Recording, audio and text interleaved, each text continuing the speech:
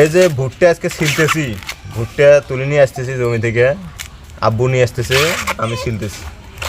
এই ভুট্টার জমি তৈরি করতে সকালবেলা ভোরবেলা অনেক ভোরে ফজর আজান দেওয়ার পরে গেছি খালির মুড়িয়ে চুড়ে তারপর ট্র্যাক্টর দিয়ে চাষ করে নিজে মই টান দিয়ে তারপর এই ভুট্টে গাড়ছি। আর আজকে আব্বু তুলে নিয়ে আসতেছে ফসল, আর আমি এই যে ছিলে নিতেছি। এই দেখতে পাচ্ছেন এই জালের মতো এগুলো এগুলো বাছি নেওয়া লাগবে।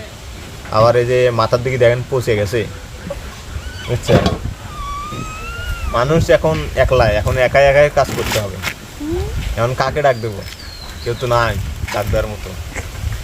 যতক্ষণ লাগবে করতে থাকবো, সমস্যা করি।